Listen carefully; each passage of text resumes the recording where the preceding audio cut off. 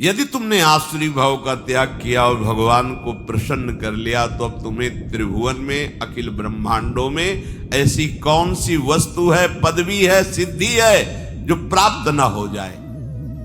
प्रभु को प्रसन्न कर लिया तो कौन सी सिद्धि ऐसी है, कौन सी वस्तु ऐसी है, कौन सा पद ऐसा है जो तुम्हें प्राप्त ना हो जाए। अरे ये धर्म, अर्थ, काम, मोक्ष सब तुम्हारे चरणों में लुटेगा यदि हरि मुस्कुरा दिए, हरि प्रसन्न हो गए। अब हमको हरि प्रसन्न के लिए कोई प्रयास नहीं करना। देखो देखो समझो, वही फिर कह रहे थे भगवत प्राप्ति कठिन नहीं, कठिन है ये गलत संबंध त्याग करना, सबकी ममता ताग बटोरी। बहुत ध्यान से सुनना, कह रहे कि भगवत प्राप्ति या भगवत प्रसन्नता के लिए ये जो हम कह रहे हैं उसे स्वीकार कर लो, सब ठीक हो जाएगा। प्रभु श्री हरि का रोज चरणामृत सेवन करो। भगवान व्यासदेव जी भगवान के अवतार हैं, अपनी बात वही बता रहे कि कैसे प्रसन्न करोगे। सारजुषाम चरण यो रूप गायताम न, बड़ी सार बात है। अकाल मृत्यु हरणम सर्वव्याधि विनाशनम श्री कृष्ण पादोदकम पीत्वा पुनर्जन्म न विद्यते। कई बार सत्संग में कह चुके हैं पर किसकी समझ में आता है। सबके पास चरणामृत होना चाहिए, रोज चरणामृत नियम से, गुरुजनों की कृपा से कुछ भी खाने पीने के पहले जिह्वा में चरणामृत जाता है। ये हमारा जीवन है। चरणामृत में पैसा नहीं लगता। अपने घर में नाम सेवा विराजमान है, हमारे को मिल रहा है चरणामृत। संतों का चरणामृत, श्री जी का चरणामृत राधा वल्लभ लाल बिहारी लाल में खुला बट रहा है, खुला बट रहा है। आप कोई पात्र ले ले, अगर वो 2 बूंद डाल दें उसमें 1 लीटर जल मिला दीजिए, पूरा चरणामृत रोज पान कीजिए। मान लीजिए बात। अकाल मृत्यु हरणम, चरणामृत पीने वाले की कभी अकाल मृत्यु नहीं हो सकती, मान लीजिए बात। कोई भी व्याधि रोग तुम्हें परास्त नहीं कर सकता, होगा नहीं, हम नहीं कह रहे, परास्त नहीं कर सकता। रोग होंगे, परेशानियां होंगी, पर आप परास्त नहीं होंगे। श्री कृष्ण पादोदकम पीत्वा पुनर्जन्म न विद्यते। हमें तो लगता है कि 3 बार कम से कम ले, औषधि है, पास रखो छोटे से, उसमें 1 ढक्कन डाल लिया, सुबह उठते कुल्ला करने की जरूरत नहीं, सिराने रखा है। गुरु कृपा से गुरुदेव भगवान की चरण रज और चरणामृत ऐसे, ये यहां अगर सर है तो यहीं रखा है, और सर के नीचे गुरुदेव भगवान के पूर्व के प्रसादी जैसे मुझे, वो सब उन्हीं का बल है। ये खोपड़ी जो काम कर रही तो उन्हीं के चरण रज से काम कर रही, नहीं तो इसको भ्रष्ट होने में देर न लगे। ये अगर काम कर रहे ना तो गुरुदेव की चरण रज के प्रताप से, कहिए तुम्हें राज से बता रहे हैं। अगर वृंदावन की रज तुम्हारे सिराने रखी है तो बुद्धि तुम्हारी माया से ग्रसित नहीं होगी।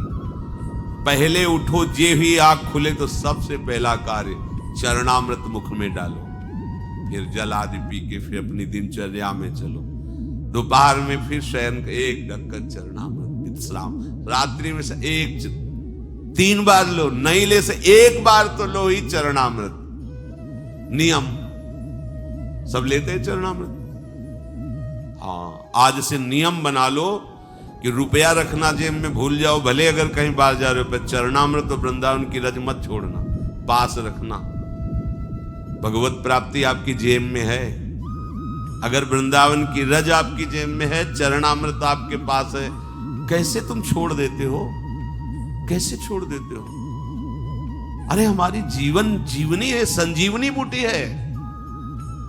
व्यासे सी हरिवंश बताई, ये ब्रजरज जीवन मूरी। आप कैसे छोड़, हमारी प्यारी जी की चरण रज है, आप उसे छोड़ देते? कहीं भी जाओ, दिल्ली कलकत्ता कहीं के भी हो, 2 चीज हर समय जेब में रखना, वृंदावन की रज और चरणामृत। तुम जीत जाओगे, जीत जाओगे। पर वो 2-4 दिन याद रहेगा, इसके बाद नहीं याद रहेगा। आसुरी भाव होने के कारण आपको ये बातें हंसी मजाक लगती हैं। चरणामृत का सेवन और प्रभु के नाम जप और नाम कीर्तन से हम माया पर विजय प्राप्त कर लेंगे, हमें मोक्ष की कोई आवश्यकता नहीं। शास्त्र प्रमाण बहुत सरल है भगवत प्राप्ति, कठिन है आसुरी भाव का त्याग करना, स्वसुख वांछा का त्याग करना, ये भी छूट जाएगी। रोज चरणामृत पियो नियम से, और ब्रज रज वृंदावन रज तुम्हारे शरीर पे लगी होनी चाहिए। श्री जी का प्रसादी चंदन है और ये रज है, ये हमारा सौभाग्य है। जैसे सौभाग्यवती स्त्री सुहाग भरती है, ऐसे हमारा ये सुहाग है।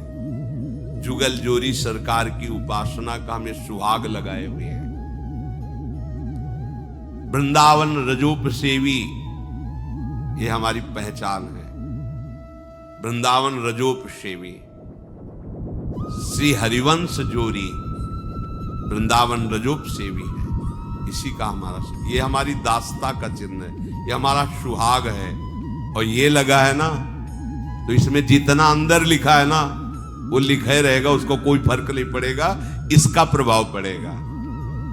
तुम्हारे भाग्य में जो लिखा है ना वो सब रद्दी हो जाएगा। लेकिन यहां रद्दी भाग्य को नहीं करना चाहते। कहा करना चाहते हैं? बोले वो रज लगा के जाते हैं तो लोग हंसते हैं। अरे भैया तुम्हारे भाग्य बदलने के लिए लगा है। बोले हमें नहीं बदलना है भाग्य, इसी दुख में रहना है। रज नहीं लगानी, रज छू गई तो रजोगुण नष्ट हो जाएगा, फिर जिएंगे कैसे? अगर हम देखते हैं जैसे वृंदावन में से, तो कई बार देखिए कर क्या रहा था, ऐसे बीच वाली अंगूरी से ऐसे रज छुआ, पहले से हटा दिया, फिर ऐसे रज न छू जाए, कैसे कैसे मंगल होगा? बड़े बड़े महापुरुष कह रहे हैं जब तक निष्किंचन महापुरुषों की चरण रस से अभिषेक नहीं होगा तब तक तुम्हें ब्रह्मबोध या भगवत अनुराग हो ही नहीं सकता। निष्किंचना नाम न वृणीत यावत। चरणामृत का रोज सेवन और रज रानी को पास में रखना और नाम जप करना, बस हो गया। उसी को तो भगवान कह रहे हैं अभ्यास योग युक्तेन। अब नाम जप पर ध्यान देते हैं। चरणामृत तो बाहर से हम ले लिए, पर नाम का विषय स्वीकृति से अंदर से होना चाहिए।